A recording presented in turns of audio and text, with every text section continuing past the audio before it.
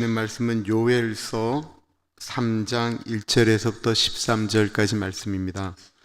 요엘서 3장 1절에서부터 13절.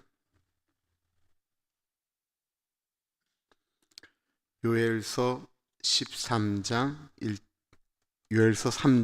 1절에서 13절. 우리 하나님의 말씀 교독합니다. 보라, 그날 곧 내가 유다와 예루살렘 가운데에서 사로잡힌 자를 돌아오게 할 그때에 내가 만국을 모아 데리고 여호사밧 골짜기에 내려가서 내 백성 곧 내 기업인 이스라엘을 위하여 거기에서 그들을 심문하리니 이는 그들이 이스라엘을 나라들 가운데서 흩어버리고 나의 땅을 나누었으며 또 제비 뽑아 내 백성을 끌어가서 소년을 기생과 바꾸며 소녀를 술과 바꾸어 마셨음이니라. 두로와 시돈과 블레셋 사방아, 너희가 나와 무슨 상관이 있느냐? 너희가 내게 보복하겠느냐?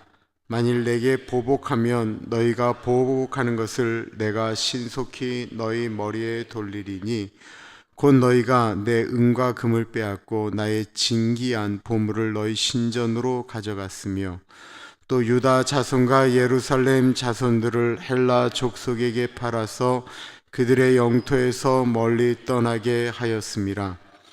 보라, 내가 그들을 너희가 팔아 이르게 한 곳에서 일으켜 나오게 하고 너희가 행한 것을 너희 머리에 돌려서 너희 자녀를 유다 자손의 손에 팔리니 그들은 다시 먼 나라 스바 사람에게 팔리라. 여호와께서 말씀하셨느니라. 너희는 모든 민족에게 이렇게 널리 선포할지어다. 너희는 전쟁을 준비하고 용서를 격려하고 병사로 다 가까이 나와서 올라오게 할지어다. 너희는 보습을 쳐서 칼을 만들지어다. 낯을 쳐서 창을 만들지어다.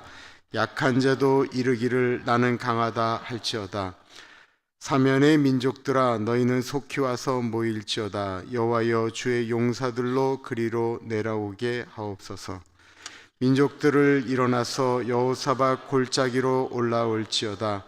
내가 거기서 앉아서 사면의 민족들을 다 심판하리로다. 너희는 낫을 쓰라. 곡식이 익었도다. 와서 밟을지어다. 포도주 틀이 가까이 차고 포도주 독이 넘치니 그들의 악이 크미로다. 아멘.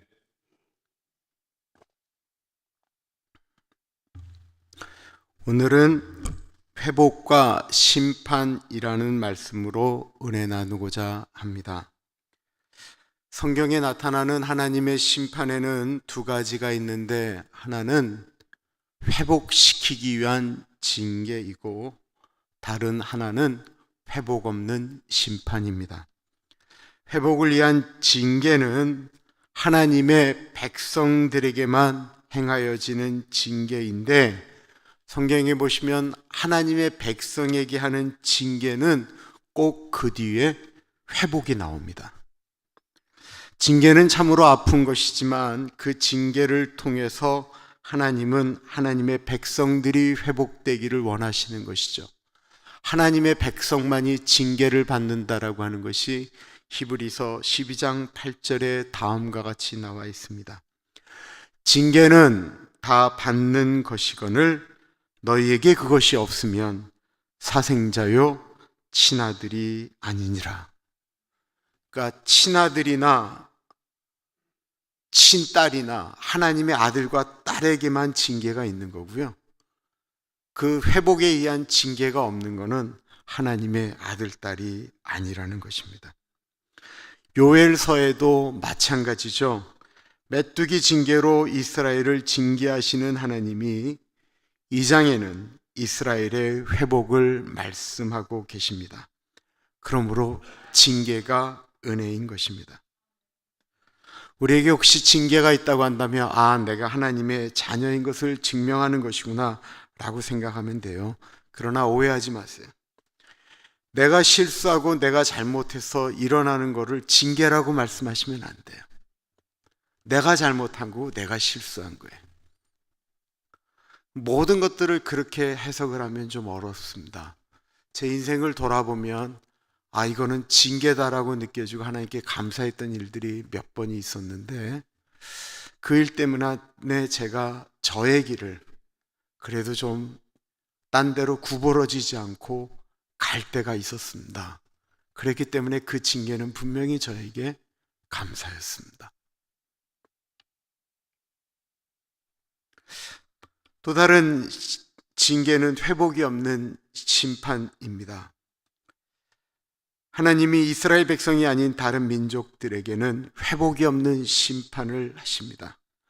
그것에 대해서 사람들이 어떻게 하나님이 그럴 수 있느냐라고 말씀하실지 모르겠지만, 히브리서에 있는 걸로 정의한다고 하면 하나님의 백성이 아니기 때문에 그렇습니다. 이들에 대한 심판은 그들의 죄에 대한 심판이고, 또 다른 거 하나는, 분명한 것은 하나님의 백성을 공격한 것에 대한 심판을 말씀하는 것인데, 오늘 본문이 그것을 말씀해 주고 있습니다.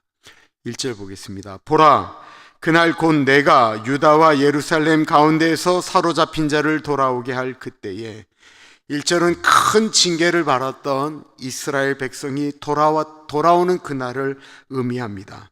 1장에 나오는 그날은 징계의 슬픔에 대해서 이야기하는 것이라고 한다면, 3장 1절에 나오는 그날은 유다와 예루살렘에 잡혀있던 사람들이 회복되어지는 복된 날입니다. 이 일은 정말로 놀라울 정도로 이스라엘 역사 가운데 반복되었습니다. 이스라엘 사람들이 읽는 성경이 이 옛날에는 모세오경이잖아요. 아담과 하와가 범죄함으로써 하나님으로부터 죽음이라고 하는, 그리고 그들이 에덴 동산에서 쫓겨나는 아픔을 겪었지만 그 다음에 하나님이 위로하시는 회복이 있었다라는 것입니다. 노아의 홍수도 마찬가지고, 이스라엘의 노예 생활 이후에 일어났던 출애굽 사건, 사사기에 끊임없이 일어났던 징계와 회복, 그리고 왕정시대, 그리고 이 말씀들은 이스라엘 백성들이 큰 어려움을 겪게 될 때마다 우리 하나님은 다시 우리를 회복시킬 것이다 라고 하는 민족적 사상 정체성이 되었습니다. 정말 놀랍지 않나요? 저는 이스라엘을 좋다 나쁘다, 난 그거는 좀 의미가 없는 것 같아요. 그러나 수천 년 동안 땅이 없었던 민족이, 땅이 없다라고 하는 건 영토가 없다라고 하는 의미는 국가가 아니라는 거거든요. 국가의 3대 원칙이라는 게 있잖아요. 국가를 이루는 3대 원칙, 3대 조건, 영토, 주권, 국민. 근데 이 사람들은 영토가 무려 2000년 동안은 없는 거예요. 그 수많은 긴 동안 이 사람들의 민족성을 지킬 수 있었던 것은 우리가 하나님께 잘못했기 때문에 징계를 받은 것이지만, 약속의 하나님은 우리 민족을 저버리지 않으시고 언젠가 회복시키신다라는 것이었습니다. 호세아 6장을 보시면 그것이 이렇게 말씀하고 있습니다. 오라, 우리가 여호와께로 돌아가자. 여호와께서 우리를 찢으셨으나 도로 나았게 하실 것이요, 우리를 치셨으나 싸매어 주실 것입니다. 여호와께서 이틀 후에는 우리를 살리시며 셋째 날에 우리를 일으키시리니 우리가 그의 앞에서 살리라. 근데 저것이 이스라엘 민족만의 고백이어야 되겠습니까? 우리의 고백 아니겠습니까? 징계함마저도 사랑하시기 때문이다라는 것입니다. 하나님의 자녀들은 징계를 받을 때 우리가 자녀이기 때문에 받는 것이라 감사해야 되고, 그리고 달게 받을 수 있는 이유는 우리가 회복하기 때문이다라는 것입니다. 그럼 회복이 없는 징계는 어떻습니까? 2절부터 회복이 없는 민족들에 대한 심판이 나오는데, 이들이 왜 심판을 받는 것일까요? 단순히 하나님을 안 믿어서일까요? 그게 아니고 이들의 죄악이 너무나도 악하였기 때문에 그렇습니다. 이들의 죄악이 무엇입니까? 2절부터 보면 그들은 이스라엘 나라의 민족을 흩어버리고 이스라엘의 땅을 땅 따먹게 하듯 서로 나누어 가졌습니다. 3절에 나오는 내용은 내 백성을 끌어가서 소년을 기생과 바꾸며 소녀를 술과 바꾸었다라는 말은 다른 말이 아닌 노예로 팔았다라는 것입니다. 그리고 그 대표적인 나라로 세 나라를 딱 집어서 얘기하는데 두로와 시돈과 블레셋입니다. 여러분들 이스라엘 지도를 머릿속에 금방 그리실 수 있죠. 이스라엘 지도의 서쪽을 보시면 바로 지중해입니다. 이 두로, 시돈, 이 모든 나라가 블레셋이 모두 다 이 지중해를 끼고 있는 곳이에요. 그러니까 이들은 무엇을 잘했냐면 해상무역을 잘했다라는 것입니다.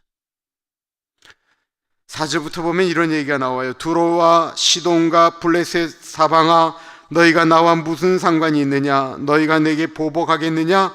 만일 내게 보복하면 너희가 보복하는 것을 내가 신속히 너희 머리에 돌리리니 곧 너희가 내 음과 금을 빼앗고 나의 진귀한 보물을 너희 신전으로 가져갔으며 또 유다 자손과 예루살렘 자손들을 헬라 족속에게 팔아서 그들의 영토에서 멀리 떠나게 하였음이니라. 그러니까 잡아온 노예들로 무역을 할 때 노예 무역을 했다라는 것입니다. 6절에 보시면 유다 민족들, 예루살렘 자손들을 헬라 자손들에게 팔았다라는 거예요. 그러니까 마게도니아를 비롯한 그리스 지역에다 이제 팔았다라는 것입니다. 우리가 생각할 땐 거기 걸어 내려오면 될 거라고 생각하지만 그 옛날에 그게 가당치나 했겠습니까?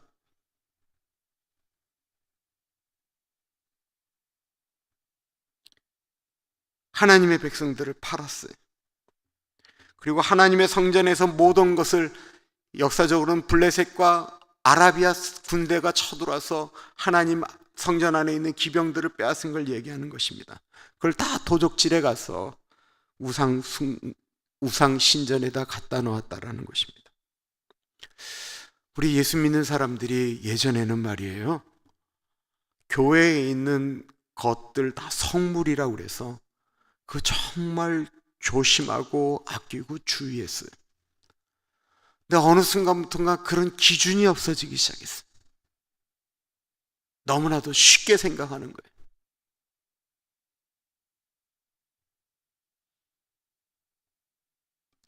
그런 악한 일을 저지른 이방인들에 대한 하나님의 심판입니다. 그 심판을 말씀하실 때 여호사밧 골짜기에서 하신다라고 2절과 12절에 나오고 있습니다. 내가 만국을 모아가지고 여호사밧 골짜기에 내려가서 내 백성 곧 내 기업인 이스라엘을 위하여 거기에서 그들을 심문하리니 이는 그들이 이스라엘을 나라들 가운데서 흩어버리고 나의 땅을 나누었으며 민족들은 일어나서 여호사밧 골짜기로 올라갈지어다. 내가 거기에 앉아서 사면의 민족들을 다 심판하리로다. 여호사밧 골짜기가 무엇일까요? 이스라엘에는 만국을 모을 만한 그런 큰 골짜기는 없으니까 이 골짜기가 이스라엘에 존재하는 골짜기를 말한다라고 이야기하기는 좀 해석하기가 좀 어렵습니다. 그러나 이 요엘의 선지자의 그 예언의 말씀을 듣는 이스라엘 백성들에게 하나님께서 엘리사밧 골짜기에서 만국을 모아 징계하신다라고 하는 그 말씀을 들으면 퍼뜩 이스라엘 민족은 이것은 하나님의 군대가 저들을 친다라는 말씀이구나 라는 것을 금방 알 수 있는 사건이 하나 있었습니다. 여호사밧 골짜기는 원래 이름이 브라가의 골짜기입니다.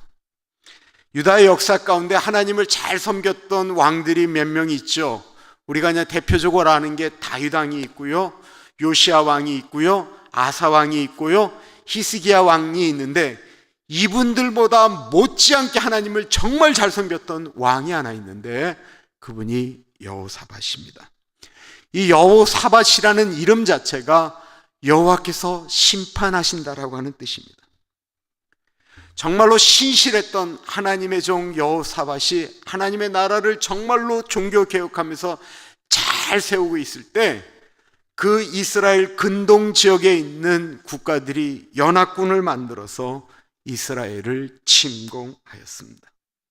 그때 유다는 그 연합군과 싸워서 이길 힘과 능력이 없었기 때문에 이 여호사밧이 큰 두려움에 닥치게 됩니다. 우리가 명심하여야 될 것이 있는데, 사람에게 두려움이 확 들어오는 건 우리의 믿음과 상관없습니다. 그것은 자연스러운 거예요.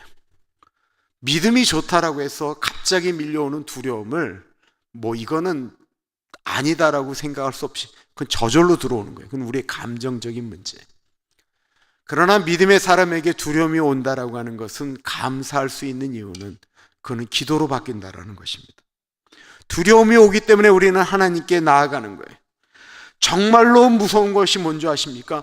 정말로 두려운 일이 닥쳤는데도 불구하고 마음속에 두려움이 전혀 없기 때문에 마음이 둔해져서 하나님께로 나아가지 않는 사람들, 그게 진짜 무서운 두려움을 갖지 못한 자들이다라는 것입니다.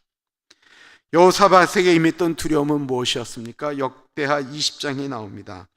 그 후에 모압 자손과 암몬 자손들이 마온 사람들에게 함께 와서 여호사밧을 치고자 한지라.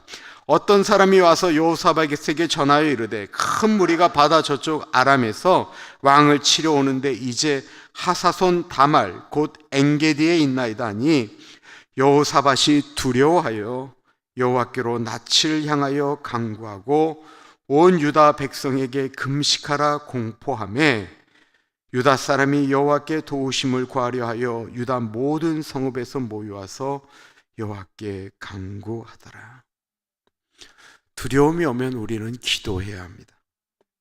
왜냐하면 우리는 그 두려움을 이길 수 있는 능력이 우리에게 있지는 않기 때문에 그렇습니다. 여호사밧은 두려움 속에서 무엇을 기도하였습니까? 역대하 20장에 쭉 나오는데, 우리 하나님이여 그들을 징벌하지 아니하시나이까? 우리를 치러 오는 이 큰 무리를 우리가 대적할 능력이 없고 어떻게 할 줄도 알지 못하옵고 오직 주만 바라보나이다 하고, 유다 모든 사람들이 그들의 아내와 자녀와 어린이와 더불어 여호와 앞에 섰더라. 하나님의 전 앞에 어른들만 쓴 것이 아니고 그 아내들도 세우고 아이들도 세우고 어린아이까지 다 하나님 앞에 서 있었다라는 것입니다. 그리고 무엇을 고백했습니까? 하나님, 우리는 저 큰 무리를 대적할 힘도, 저들과 어떻게 해야 될지도 우리는 아무것도 할 줄 모르기 때문에 우리는 오직 주만 바라보나이다. 오직 주만 바라봅니다. 이 고백을 하나님이 들으셨습니다. 하나님이 제일 좋아하는 것이 무엇이겠습니까? 하나님을 전적으로 의지하는 것 아니겠습니까? 이때 하나님이 하나님의 선지자 야하시엘을 통해서 여호사밧 왕에게 하나님의 뜻을 전합니다. 야하시엘이 이르되, 온 유다와 예루살렘 주민과 여호사밧 왕이여 들을지어다. 여호와께서 이같이 너희에게 말씀하시기를, 너희는 이 큰 무리로 말미암아 두려워하거나 놀라지 말라. 이 전쟁은 너희에게 속한 것이 아니요 하나님께 속한 것이니라.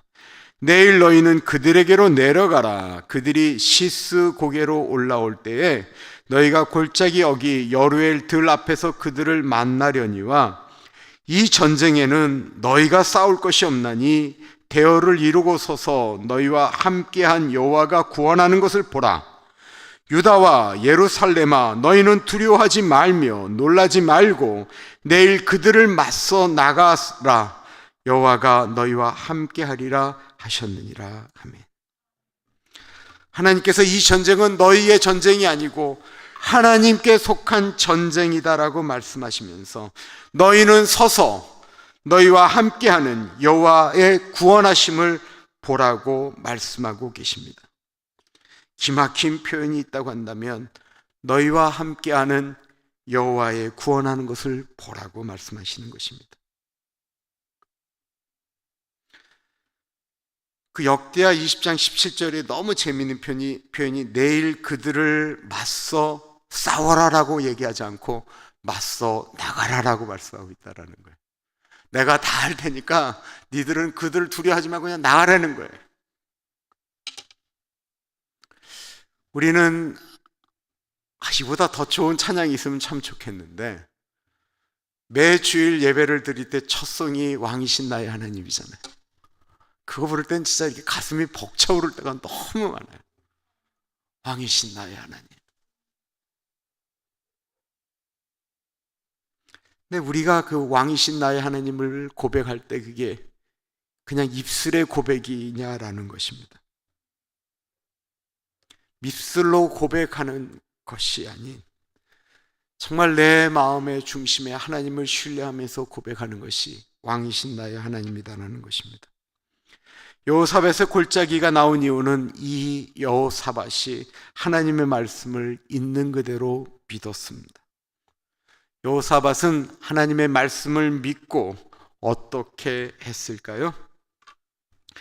이에 백성들이 아침에 일찍이 일어나서 드고와 들로 나가니라. 나갈 때 여호사밧이 서서 이르되 유다와 예루살렘 주민들아 내 말을 들을지어다. 너희는 너희 하나님 여호와를 신뢰하라.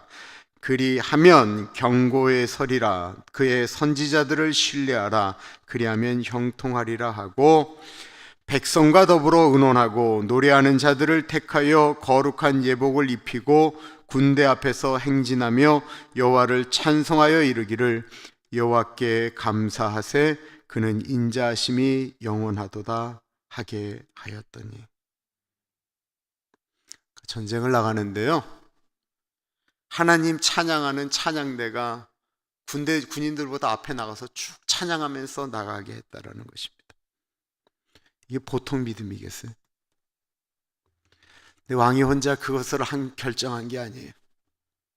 왕이 모든 백성들에게 전심으로 하나님을 찬양하는 사람들을 좀 추천해 주십시오. 그러니까 백성들도 이게 얼마나 중요한 문제인 줄 알잖아요. 그러니까 그들이 기도하는 거예요. 정말 하나님, 우리 족속 중에, 우리 르우벤 족속 중에, 우리 유다 족속 중에, 우리 므낫세 지파 중에 하나님을 신실하게 찬양하는 사람이 누굽니까? 그리고 그들을 서로 추천해서 그들을 앞세웠어요. 그러니까 이때 온 국민의 백성의 마음이 어땠는지가 이해가 되잖아요. 다 한 마음으로 이것을 동의하며 나아갔다라는 것입니다.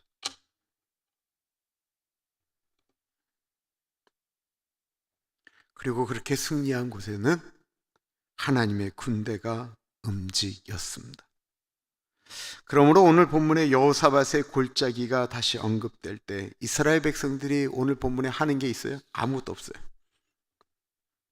그들은 그냥 하나님을 찬양하면 되는 거예요. 오늘 본문에는 여호사밧의 골짜기에 우리 예수 믿는 사람들을 괴롭혔던 사람들을 다루는 주의 군사들이 나옵니다.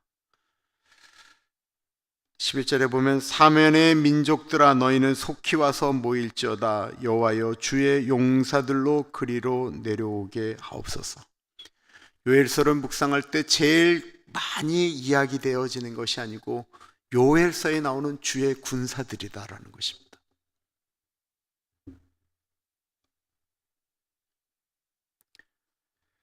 이방의 신을 믿는 사람들은 자신들의 힘을 의지합니다. 그 힘이 무엇입니까?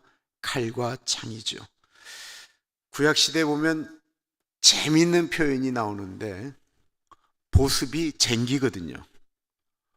보습을 쳐서 칼을, 그리고 낯을 쳐서 창을 만든다라는 표현이 나와요. 이거는 무기를 준비하는 것을 이야기하는 거예요. 그런데 반대로 하나님의 시대에 대해서 이야기할 때는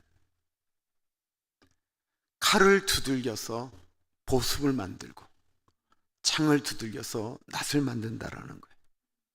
하나님이 행하시면 전쟁이 필요 없다라는 것입니다. 이들은 농부들이 사용하는 보습과 풀을 베는 낫을 다 무기로 만들어서 하나님을 대항하며 우리가 이걸 가지고 이길 수 있다라고 이야기합니다. 9절과 10절이에요. 너희는 모든 민족에게 이렇게 널리 선포할지어다. 너희는 전쟁을 준비하고 용사를 격려하고 병사로 다 가까이 나와서 올라오게 할지어다. 너희는 보습을 쳐서 칼을 만들지어다. 낫을 쳐서 창을 만들지어다. 약한 자도 이르기를 나는 강하다 할지어다. 그러나 이런 준비는 아무런 소용이 없다라는 것입니다. 왜요? 하나님이 쓸어버리시면 아무런 힘도 쓰지 못하기 때문에 그렇습니다. 12절에 보면 민족들은 일어나서 여호사밧 골짜기로 올라갈지어다. 내가 거기에 앉아서 사면의 민족들을 다 심판하리로다. 하나님과의 관계가 회복되어지면 다시 하나님은 우리에게 구원의 방패가 되어주시고요, 우리를 대신하여 민족들을 심판하실 것입니다. 그때 우리는 무기로 사용하던, 꼭 명심하셔야 돼요, 우리의 마음 가운데 우리가 하나님을 전적으로 신뢰하기 시작하면 우리가 무기라고 생각했던 것을 가지고 그것을 두들겨서 보습을 만들고 창을 가지고 낫을 만든다라는 것입니다. 이것을 바꿔 말하면 진짜 김중곤 목사님이 그렇게 강조하셨던, 한 손에는 성경 들고 한 손에는 사랑과 복음을 들고 그러고 나아가는 것입니다. 우리가 그렇게 살기만 한다고 한다면 하나님은 분명히 해결해 주신다라고 말씀하고 있습니다. 요즘의 문제는 하나님의 사람들도 원수 갚는 것을 하나님께 맡기는 것이 아니고 자기들이 하겠다라고 한다라는 것입니다. 그건 성경적이지도 않고 옳지도 않고 결과도 좋지 않습니다. 원수 갚는 것은 하나님께 맡기고 우리는 도리어 하나님께 기도하는 것입니다. 그것이 성경의 가르침입니다. 제일 안전한 것이 무엇입니까? 은퇴 자금입니까? 건강입니까? 우리가 주를 바라보는 것입니다. 아까 우리가 불렀던 마지막 찬송, 너의 하나님 여호와는 그 스바냐 3장 16절이잖아요. 하나님께서 우리들을 다시 부르시는 그 회복에 대한 말씀을 하고 계시는 거예요. 하나님은 우리를 징계하시지만 우리의 이름을 다시 부르십니다. 우리 함께 그 찬양 한번 불러볼까요?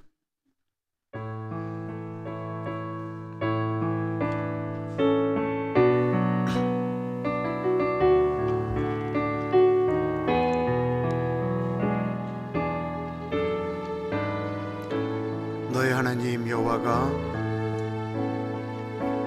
너의 하나님 여호와가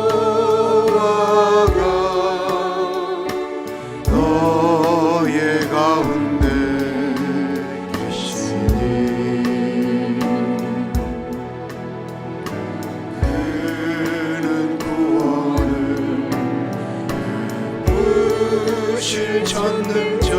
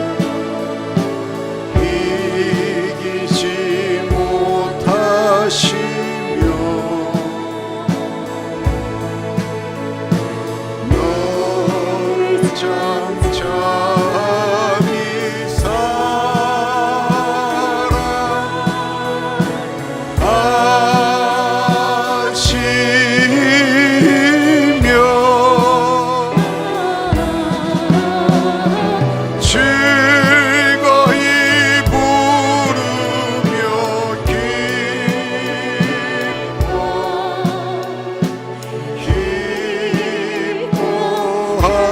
기뻐하시리라. 즐거이 부르며 즐거이 부르며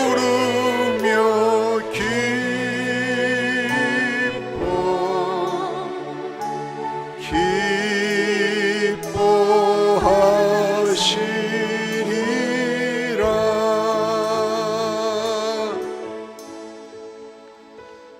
한 가지 기도를 하겠는데,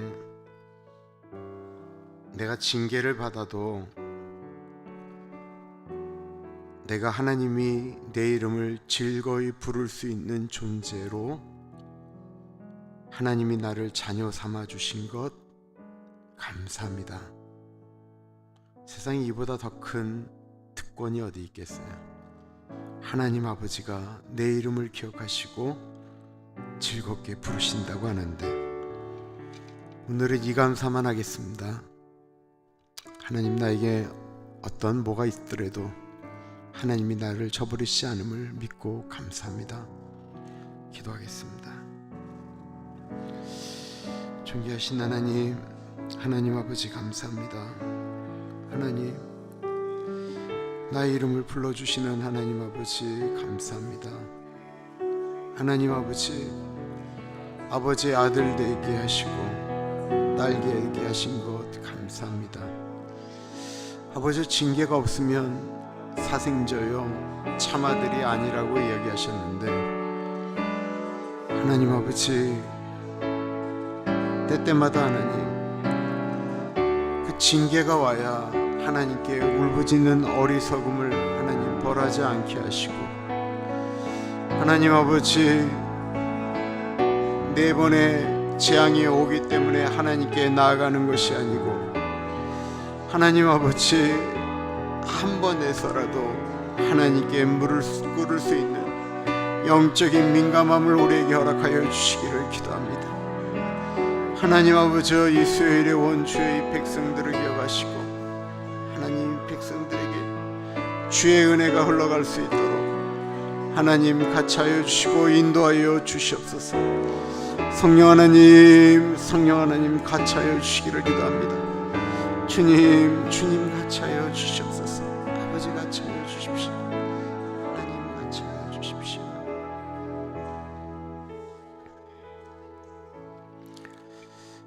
존귀하신 하나님,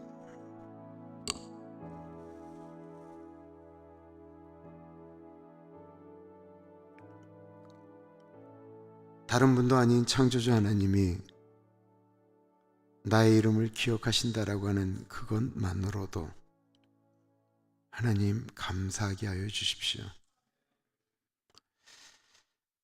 하나님, 징계가 없으면 사생자요 참 아들이 아니라고 하셨습니다. 그럼에도 불구하고 주님, 우리가 잘못은 참 잘 저지르면서 징계받는 것은 두렵습니다. 지난 주일날 묵상한 말씀처럼 4번이나 메뚜기가 재앙으로 다가오는데, 하나님, 그 절망의 순간에 울기 전에 징조가 보이면, 한번 살짝 맞았다고 느껴지면 그때 바로 제정신을 차리는 영적인 민감함을 우리에게 허락하여 주십시오. 하나님 아버지, 이 수요일날 주의 전에 나온 하나님의 백성들을 기억하여 주시고, 하나님, 요엘서 2장에 나와 있는 그 성령님의 그 큰 은혜가 하나님, 우리 교우들 가슴에 흘러내려가서 시대를 분별하고 시대에 맞게 움직일 줄 아는 귀한 성령님의 사람들이 되어질 수 있도록 하나님 같이하여 주십시오. 지금은 우리 주 예수 그리스도의 은혜와 우리를 너무나도 사랑하셔서 하나밖에 없는 아들을 넉넉하게 보내주신 하나님 아버지의 그 크신 사랑하심과 성령 하나님의 감화, 감동, 역사, 충만, 교통하심이